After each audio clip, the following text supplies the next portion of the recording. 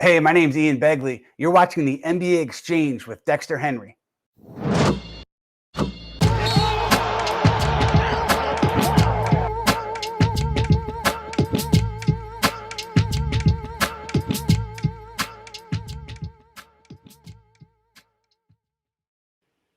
Welcome, everybody. Happy Friday. Another edition of the NBA Exchange. I'm your host, Dexter Henry. Thank you for joining me once again. We are wrapping up this week, and there's a lot to talk about. There's some really good games tonight that I'm excited to talk about. And yesterday, we got trade season really rolling a little bit early. New York Knicks made a trade. They acquired Cam Reddish. We are going to get into all of that. We're going to talk about that. We're going to break it down. Is this good for the Knicks? Are the Hawks going to make some more moves? What is going to be going on with all this? But we're going to talk about this today on the NBA Exchange. And to join me is a guy I connected with a few months ago. Wanted to get him on the show. His name is Mike Perry. He is the host of the Ewing Some, You Lose Some. That's with Ewing, Patrick Ewing podcast. And big Knick fan. Also does this podcast. It's great. Mike, glad to have you here. Thank you for joining the Exchange. Thanks for having me. I'm thrilled to be here. Yeah, man. I'm so glad to have you here to talk about it. I love the name of your podcast. It is absolutely great. And there's a lot of talk going on with the Knicks. So I had to have you on to talk about this. So the Knicks yesterday, they acquired Cam Reddish, right? And it didn't probably take what people might have thought that it would have taken. All they had to give up was Kevin Knox, a protected first-round pick that is from Charlotte. And they got that. So the first question here for you, Mike, is what did you think of this deal? Because Knicks Twitter seems to be pretty happy. But what did you think of this deal? Again, I'm thrilled to be on the show, thrilled about the trade. Obviously, the Knicks didn't give up a lot. Kevin Knox and a pick. They needed Atlanta needed to get rid of Cam. They weren't going to pay him. And he made it known months ago that he didn't want to be in Atlanta. So this was coming regardless of whether Cam went to the Knicks or not. And this must have been the best deal on the table. Now, where this stands for the Knicks, Cam should immediately go into the starting lineup, right? Allow Evan Fournier to come off the bench, be an offensive spark plug, bring back the identity of defensive grit that we seem to have lost this season with the departure of Reggie Bullock, Elfrid Payton. Adding Cam Reddish into the starting lineup will vastly improve the defense. RJ Barrett will no longer be the only wing stopper, which in turn will allow us to compete with teams like Brooklyn, Chicago, the Wizards, if you will. So I'm extremely excited. I can't contain my excitement. I have so many thoughts on this. Well, I love the excitement a lot. So it's interesting because we're going to get into some of the rotational stuff. So I like what you said there. You said that you think that Cam should immediately go in the starting lineup because of what he can bring on the defensive end if Fournier goes to the bench. Do you think that's likely to happen? Because, a lot of times management, they can look at this and say, hey, we're paying Fournier $19 million a year. Cam's not making as much. But you think that this is best for the team going forward if Cam is immediately a starter?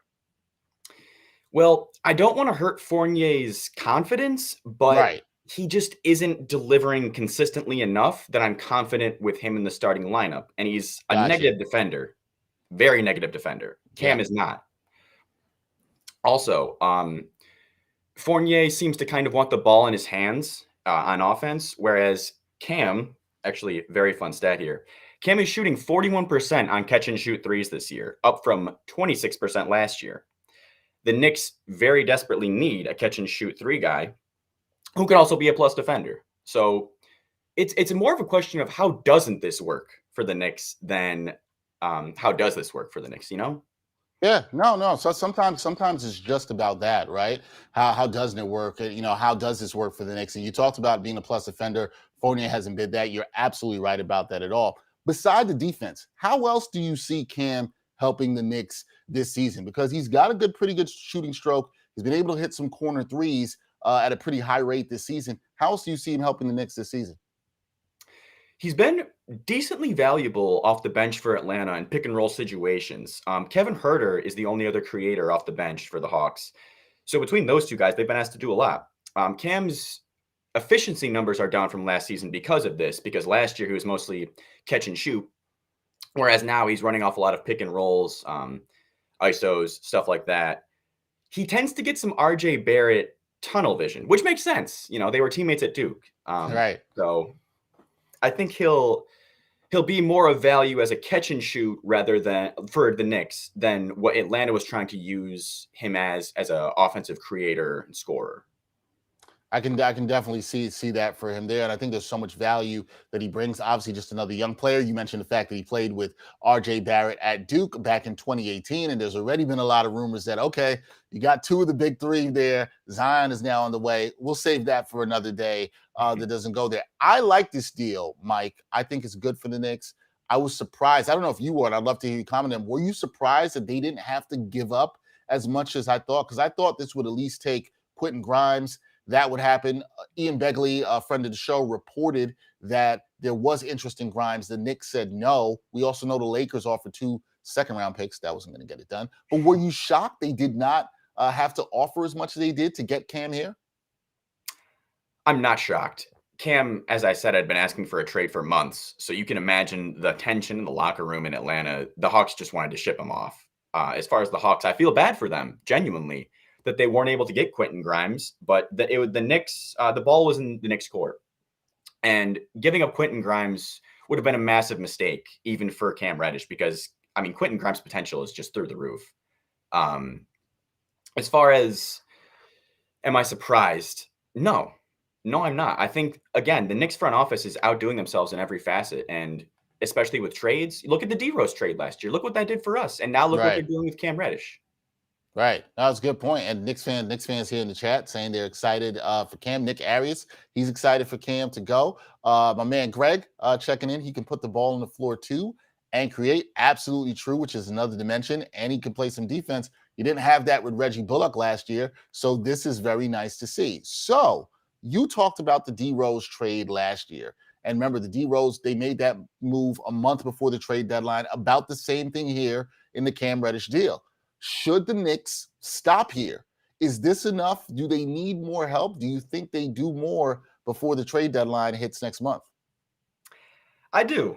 I'm torn because I want them to move Evan Fournier, but Kemba Walker seems to be the best trading option, or, one of the young guys like Quick, Grimes, God forbid, RJ Barrett. But it's a matter of who do the Knicks get? So I think someone like, if the Kings want to give him up, De'Aaron Fox.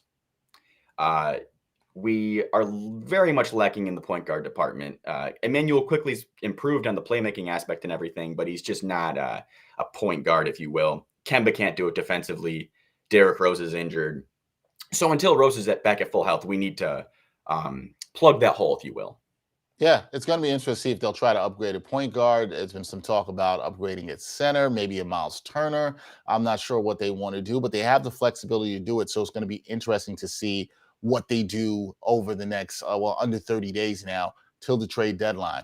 Mike, when we look at the Knicks and where they are right now, okay, they've won 7 out of their last 10 games. I know this season has been a roller coaster, right? Started off 5-1, then it seemed to go downhill. Nobody's saying bing bong anymore. That's over. But they're starting to play better. 7 out of 10. They've won 5 in a straight at home, in a row at home at the Garden.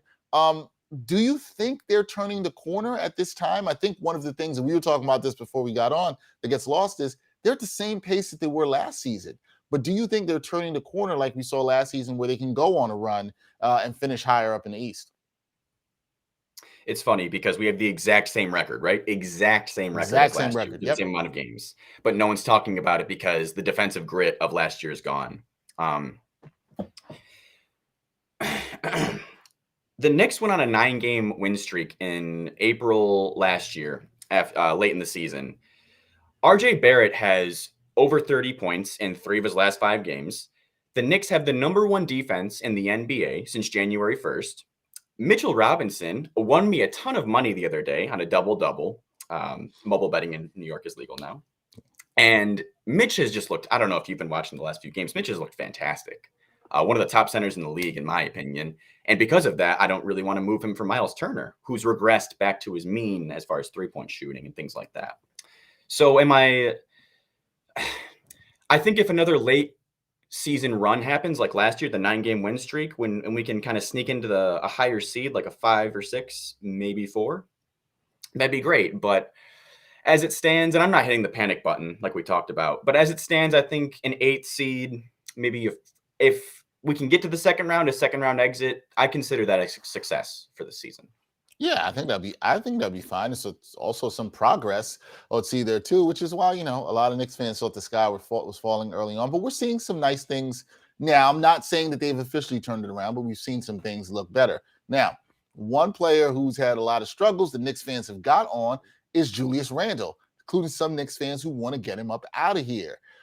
Have you been concerned about his struggles? We could go into the whole thumbs down thing and we can look at all that, Mike. But have you been concerned about his struggles? And how important do you think it is for him to turn it around so that the Knicks can turn it around? Yeah, Julius has obviously regressed, right? We heard this all throughout the preseason. Julius regression. It was bound to happen. And that's not even really his fault because of the season he had last year was just astronomical. His offensive rating and defensive rating have regressed back to what they were in his first season with the Knicks. He's taking 35% of his shots from within 10 feet compared to 28% last year. He's driving more. He's trying to get those superstar foul calls. The refs aren't giving them to him because one good year doesn't necessarily earn you that kind of treatment with the refs. He can be seen complaining to the refs a lot instead of getting back on defense. He seems unsure of himself. A lot of turnovers. His teammates not reading where he wants to go with the passes. So I think it's only a matter of time before Julius gets himself set straight here. It is concerning, but I think he'll figure it out. Okay, I like the optimism around it. And the last couple of games, he's played okay. The shot hasn't fallen as well, but he's rebounded the ball well. He's found teammates passing the ball and hasn't turned it over that much. So he's played okay. But the guy who has been playing really good, RJ Barrett. You talked about the 30-point games that he's had. The youngest Knick to have back-to-back 30-point games like that he did. So he had the record the other night that the Knicks announced. So I was talking about this with some friends on another show recently, and is it time to transition to RJ Barrett as the number one option? Is it time to give him the keys and let him cook in the offense? What do you say, Mike? I think it is, personally. I think we're seeing the transcendence of RJ Barrett, and it's been coming for a while now. He's very young, so I think we were right to give it this much time. But he's basically, I don't want to say his apex, but he's on his way there, right? 30 points in 3 of his last 5 games, not exactly against any kind of scrubs either. I mean, why not give the keys to RJ? He still gets tunnel vision on his drives, not the best decision making, but he isn't falling back to the mid-range jumpers or only going one side when he drives. He's opening up his game, which is what we needed to see. And when he's shooting this well, I just don't see how you don't hand him the keys. And I don't think Julius will be hesitant to hand him the keys either. Yeah, because that's the other thing I'm seeing on Knicks Twitter is, will Julius allow him to do this? I was talking with my producer Greg about this. Will this occur? Will he be willing to let that happen? I think so too, and I think the way Tibbs is offensively in the schemes that he preaches, I think it'll be a natural progression. We're seeing what he can do with the ball in his hands, and I think as long as he takes care of the ball and we maybe see a little bit better playmaking, Mike. Yeah, who knows? So you think the team could turn it around, Mike?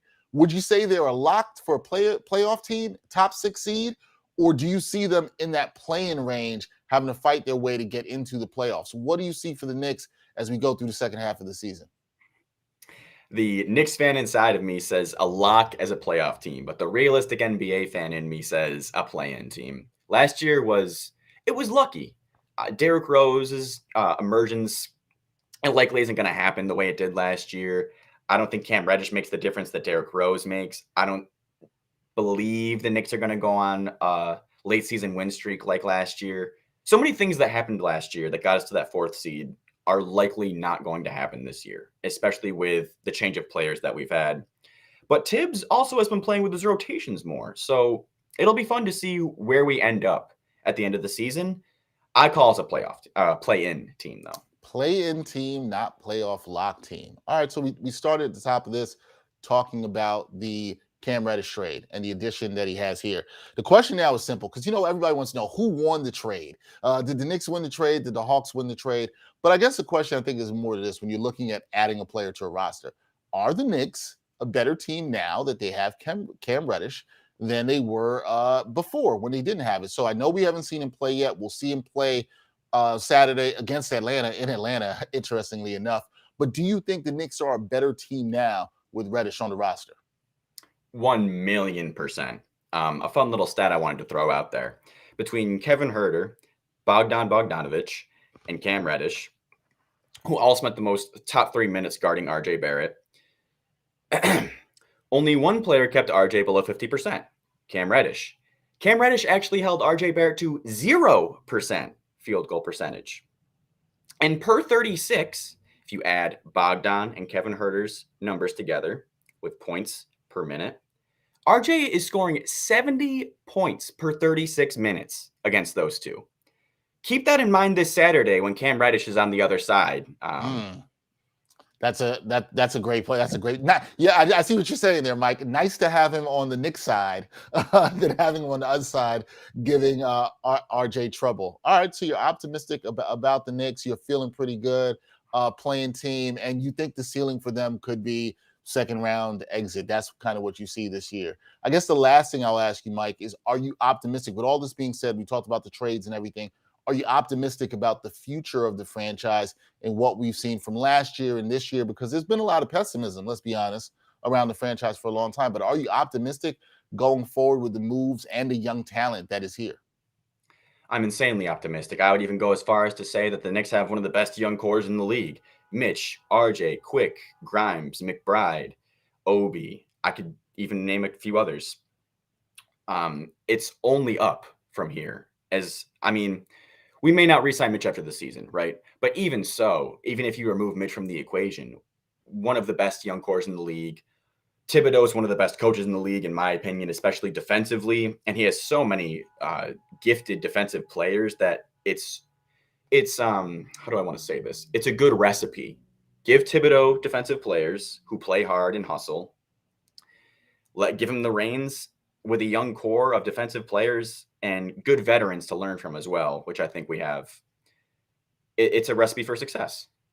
Yeah, I like that. I think Knicks fans are going to like that. I think they're going to like the optimism. That is my man, Mike Perry. He is one of the hosts of the You Win Some, You Lose Some podcast. Please go check it out. It's a fantastic Knicks podcast, and it's really great. Mike, thank you so much for joining me. I really appreciate it. I'm going to have you back soon. This won't be your last time on the exchange. We're going to have you back, and we're going to talk some Knicks basketball. And maybe we talk again when they're like 10 games over 500. How about that?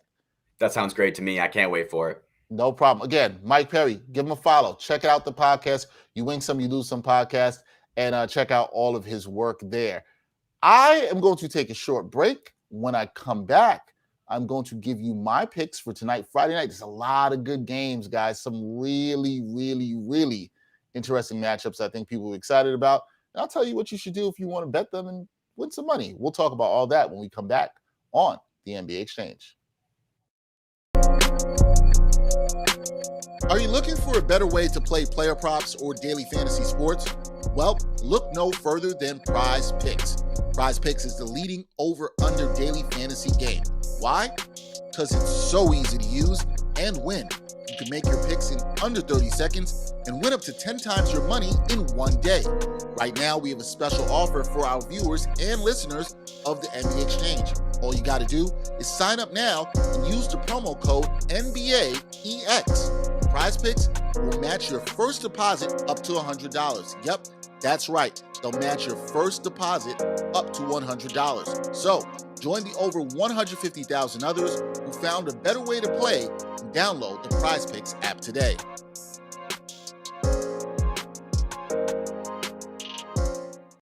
Some are always looking for more sports content, and among the glut of sports media, some are looking for sports content that dives a bit deeper and doesn't just stick to sports.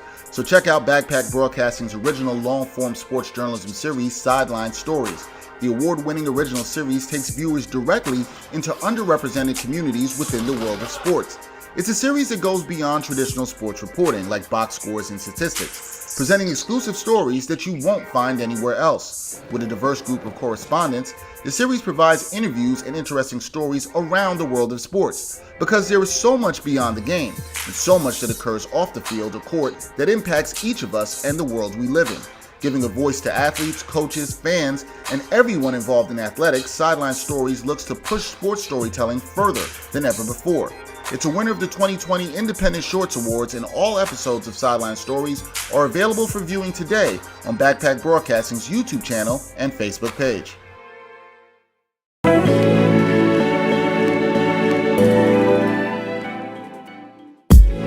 The Sports Walk is back. Watch Season 4 of Backpack Broadcasting's original, award-winning web series that brings you the opinions of real sports fans in these streets, literally in these streets. The first 3 seasons and current season, with new episodes every Monday, are available now on the Backpack Broadcasting YouTube channel. Check out the 2017 NYC WebFest official selection and see what other sports fans have to say on the hottest issues in sports today. It's easy, y'all. Just take the Sports Walk.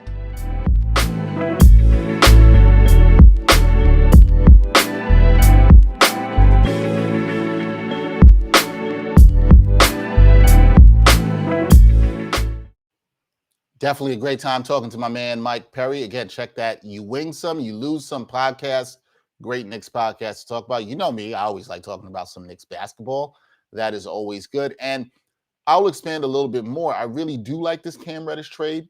I think it was a good move for the Knicks. I was very surprised at how little they had to give up.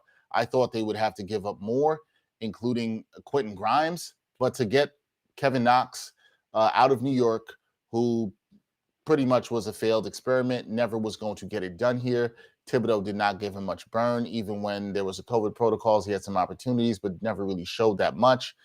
For the Knicks to still hold on to Grimes, who the organization is very high on, for them to hold on to all the young players and add another young player.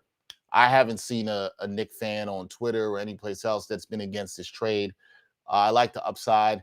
I'm very intrigued to see what Mike said about whether Cam will go into the starting lineup.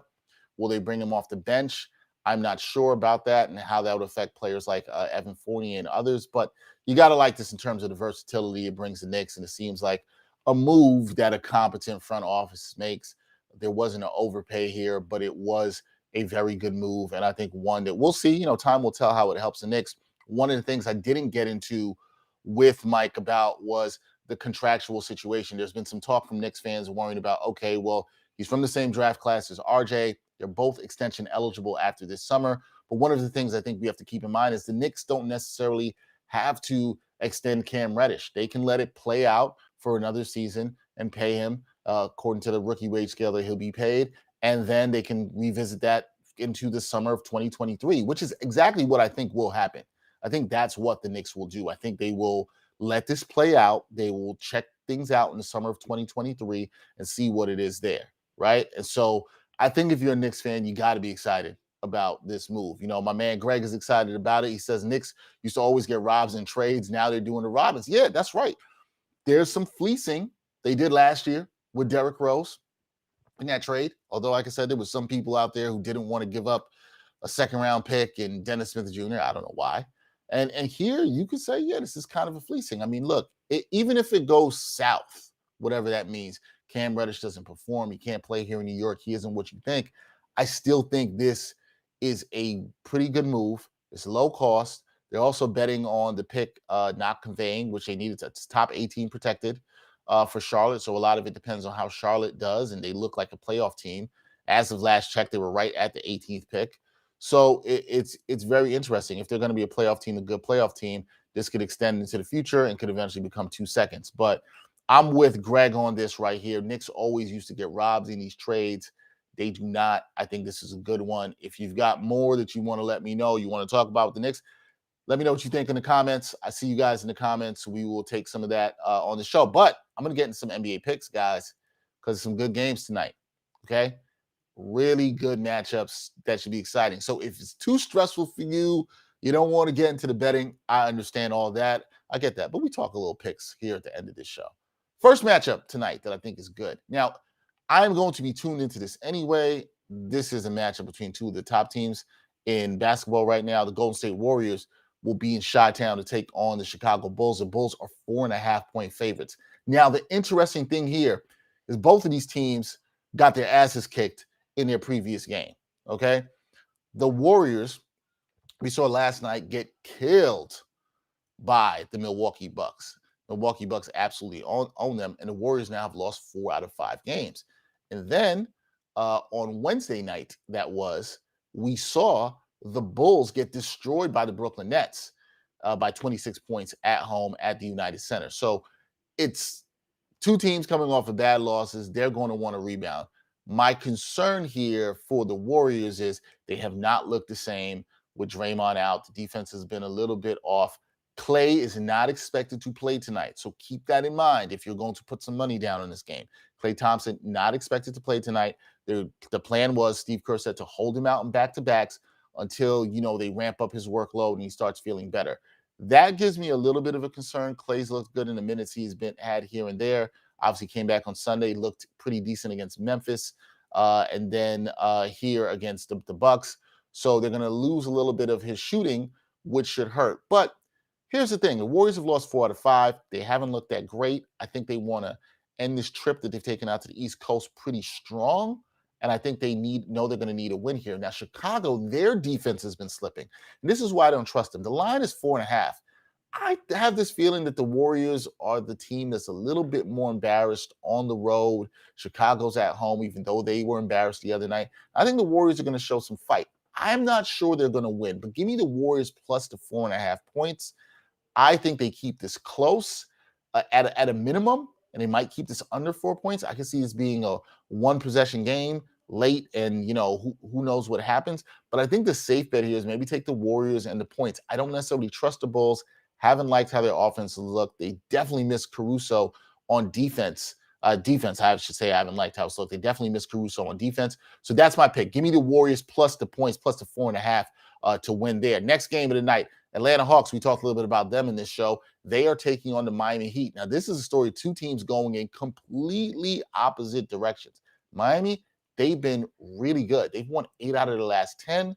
They're third in the East, and a lot of this is impressive because of the injuries they've had. No Bam, no Jimmy Butler for some time, even some time without Kyle Lowry. Atlanta, they're heading the opposite direction. They've lost 7 out of their last 10.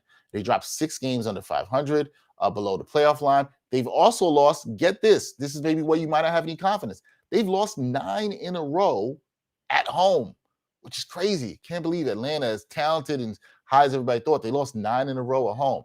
Insane. I think the Hawks have a lot of trouble. You heard the rumblings coming from Travis Schlenk earlier this week talking about he maybe shouldn't have brought everybody back. They already just got Cam Reddish out of here. The Knicks will see him and the Hawks on Saturday night. So that shall be interesting. And what's the other moves that the Hawks can make? They just seem like a team a little bit in disarray. Our man Gerard Hector has talked about the fact of Trae Young's comments at the beginning of the season. It's pretty much talking about they were just waiting for the playoffs, and now it looks like they might not. I think they're in trouble. Meanwhile, the Heat are focused. Give me the Heat minus the 4.5 as the favorites. I bang that. I think the Heat win this. I think they're able to cover easily. I just love how they're playing right now, and I just think they're the better team, and the Hawks are going in the opposite direction. So give me the Heat as well. Last game of the night I got for you guys, Mavericks-Grizzlies. Excited about this. Why? Because of the point guard matchup. It's a dope one, right? Got Ja Morant going against Luka Doncic, two of the NBA's best young stars right here. But the story is the Grizzlies. They've been balling. I've told you guys I'm on the Grizzly Club hype train with my man Gerard Hector, my man Mo Hamilton. They're on it as well, too. The Grizzlies, they're hot. They've won 11 in a row. Sure, I'm impressed with what they did the other night against Golden State. They looked fantastic. Also checked out their game last night against Minnesota. And you should say, Grizzlies are better than Minnesota. They should beat them. It was a tight game. And I love the execution by the Grizzlies in the last minute, 30 seconds, minute 50 or so. They executed well. They were patient. They looked poised. They looked hungry. And I just think they're the better team right now. Now, this is a back-to-back. They are at home. I do think Dallas will put up some fight, especially after getting drubbed by the Knicks on Tuesday night. Do think they will put up some fight here. However, I just love the way the Grizzlies are playing. I think they want to keep the streak going. They have a chip on their shoulder. They want to show everybody they've arrived. And guys, they might have arrived. So give me the Grizzlies favored at home. Close game. I can see this, but I can see the Grizzlies pulling away late. I like the minus 2.5 for them to cover there. So that's my picks there. Here are my picks. Golden State Warriors versus the Bulls. Give me Golden State plus the points, 4.5. Miami Heat at home to cover over the Atlanta Hawks. Minus 4.5 is the line there. And then I like the Grizzlies to cover 2.5 points over the Dallas Mavericks. Those are my picks. So check all that out. If you missed this episode, you didn't get to see it live, you can listen to us. Remember, we're on all streaming platforms for our podcast. You can hear my interview with Mike Perry of the You Win Some, You Lose Some podcast, talking about the Cam Reddish trade for the Knicks and how good they be. We'll be talking a lot more Knicks basketball this month as we go forward. We'll have some other good guests around the Knicks to talk about that. So the Knicks fans, I know you always tune in and you want to know what's going on here in the NBA Exchange. We will definitely talk about that over the next couple months. Next week is going to be a little bit of a different week. Monday's Martin Luther King Day, holiday. There won't be a live show. We might have something recorded on an interview. I'm working with somebody. We'll let you guys know about that. So please follow us on all our social media handles at the NBA Exchange to get updates on that. So just follow us there and we'll let you know about all that. There will be no show next Wednesday due to some obligations I have to do, but we will be back again next Friday. So next week's gonna be a little bit of a different week where we'll have limited shows, but hopefully some other content around there to hold you guys over. Been a great week of basketball. I want to thank everybody for continuing to support the NBA Exchange. As I always say, follow us at the NBA Exchange on Twitter, on Instagram. Also, continue to support Backpack Broadcasting and all the content that we put out. Want to support us? Support us with a little bit of your time and your funds. Donate to our Patreon account. We would appreciate that. We want to thank our good patrons that help us do this content. We see you guys out there. Your names are listed there, and we put you out there and shout you out on every show. Also, I would love to remind all our viewers and listeners, our partnership with Prize Picks is still going. You can sign up to Prize Picks. Best way to get involved in some daily fantasy and some player props. Really good way to look at that. Prize Picks will match your first deposit up to $100 when you use the code, special code from this show, brought to you by yours truly, NBAEX. You see it right there. Use that code and they'll match your first deposit up to $100. That's it for this Friday edition of the NBA Exchange. Next week, we'll be back. I'm sure there'll be a lot to talk about in the world of sports. There'll be a lot of games. Trade rumors are going to heat up. There's going to be so much more to talk about and what happens with these trades and how this all goes down. Will the Knicks make more moves? Will other teams make moves? Will teams strike early? Will they wait close to the deadline? So much to talk about in the world of the National Basketball Association. That's it, as I said, for this episode. I'm Dexter Henry. And until next time, y'all, peace.